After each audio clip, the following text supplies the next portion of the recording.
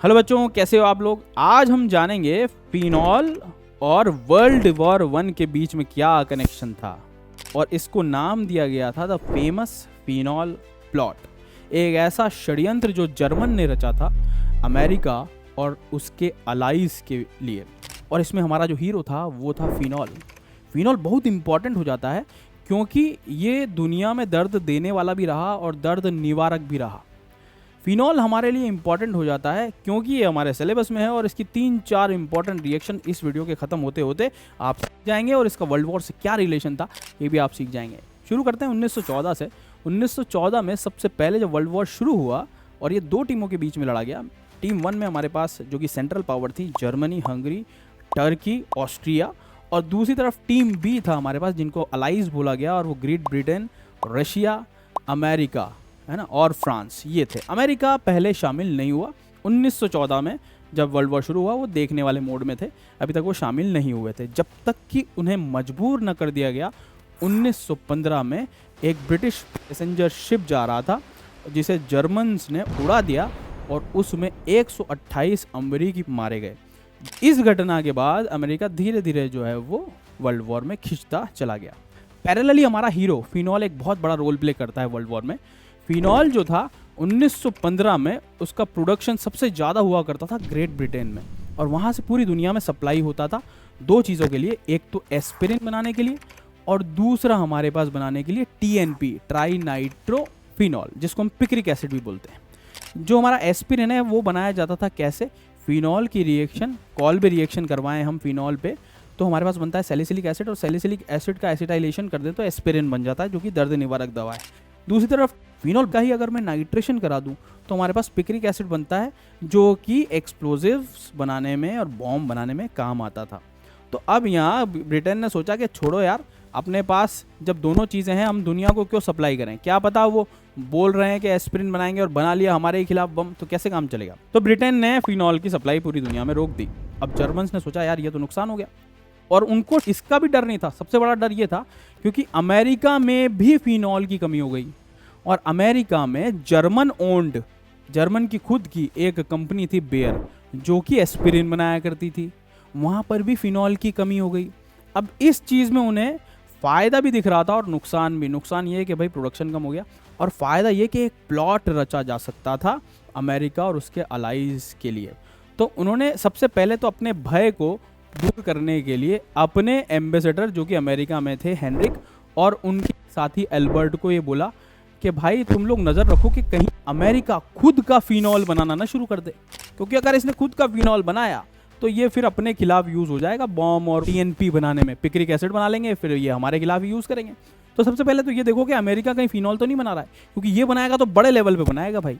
तो फिर इन्होंने बेयर कंपनी के ही पूर्व एम्प्लॉई श्वाइट्जर को इस काम की निगरानी दी, जासूस बनाया कि भाई तुम जाओ और पता करो कि कोई ऐसा तो नहीं है जो कि फिनॉल बना रहा हो अमेरिका में। तो श्वाइट्जर पूरी नज़र रख रहा था। उस समय एक फेमस इंसान था जिनका नाम आप बहुत अच्छे से जानते होंगे, थॉमस अल्वा एडिसन, बिल्कुल सही, जिन्होंने बल्ब का आविष्कार किया। उस समय ये अपने एक बिजनेस में लगे हुए थे और वो था फोनोग्राफ का बिजनेस। वो होता है ना गोल गोल सा डिस्क जिसमें ऐसा गाना बजता है ऐसा लगा के, वो पुरानी मूवीज़ में दिखाते थे, वो फोनोग्राफ बनाते थे। गजब की बात ये थी कि ये फोनोग्राफ भी फिनॉल से ही बनता था। फिनॉल ये भी हमारे सिलेबस में है कि फिनॉल की रिएक्शन जब आप फॉर्मल्डिहाइड के साथ करेंगे तो बेकेलाइट बनता है। बेकेलाइट जो कि एक थर्मोसेटिक पॉलीमर है और ये जो फोनोग्राफ बनता था वो उसी बेकेलाइट से बनता था। तो हमारे थॉमस भैया को भी फिनॉल की ज़रूरत थी। जब इन्हें कमी महसूस हुई उन्होंने कहा ठीक है यार, तुम नहीं दे पा रहे हो, मैं खुद बना लूँगा। तो इन्होंने फिर पेंसिल्वेनिया में अपना खुद का फिनॉल का प्लांट डाल लिया। उन्होंने कहा बोला दुनिया में कमी हो रही है, बिजनेसमैन में हुई तो खुद का बनाऊंगा और बाकी दुनिया को बेच दूंगा। अब बेचने के लिए इनके पास दो ऑप्शन थे, या तो अमेरिका को बेच दे या फिर किसी और को। यहाँ पर श्वाइट्जर ने अपनी चालाकी रची और उन्होंने कहा कि देखो, थॉमस अल्वा एडिसन के पास गए, उन्होंने बोला मानवीय आधारों पर आपके लिए कितना बढ़िया होगा कि आप इस एक्सेस ऑफ फिनॉल को एस्पिरिन बनाने के लिए हमारी कंपनी बेयर को दे दो। बेयर एस्पिरिन बनाएगी, दुनिया में दर्द थोड़ा कम होगा।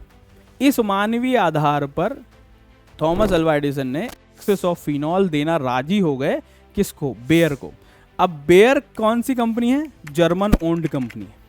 अब ये ले तो रहे थे फिनॉल, लेकिन उससे एस्पिरिन बेयर नहीं बना रहा था, ये यहाँ से जा रहा था जर्मन्स के पास, और जर्मन्स इस फिनॉल से बना रहे थे टीएनपी, जो खिलाफ यूज़ हो रहा था अमेरिका और उसके अलाइज के लिए ही।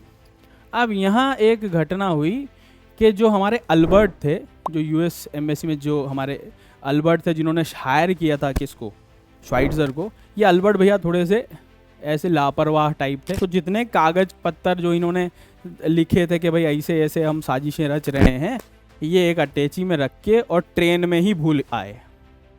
अमेरिकन जो एजेंसीज थी वो इनके पीछे थोड़ा सा शक हो गया, तो पहले से पड़ी हुई थी, और ये सूटकेस ही छोड़ के आ गए हैं। क्या जासूस बनेगा रे तू टाइप वाली फीलिंग आ गई।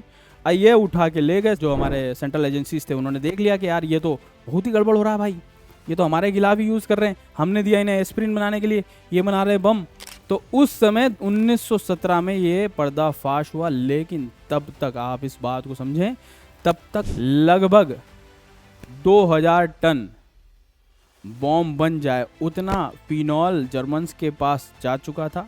ये लगभग उतना था जितना $2 मिलियन से खरीदा जा सके, और आज की अगर हम बात करें तो लगभग $45 मिलियन का फिनॉल इधर से उधर सप्लाई हो चुका था 1917 में। फिर अमेरिका फुल फ्लैश तरीके से जो है वर्ल्ड वॉर में आ गया, और उसके बाद क्या हुआ ये आप सोशल साइंस में, सोशल स्टडी में पढ़ते हैं, बाकी की कहानी आप जानते हैं। लेकिन आप ये समझेंगे फिनॉल कितना इंपॉर्टेंट था। फिनॉल से बेकेलाइट बनाया थॉमस एल्वा एडिसन ने, फिनॉल से हमारे पास पिक्रिक एसिड बना जो कि एक्सप्लोजिव बनाने के काम आता है, जिसको टीएनपी बोलते हैं। ये टीएनटी का ही भाई है जो कि ट्राइनाइट्रोटोलुइन है।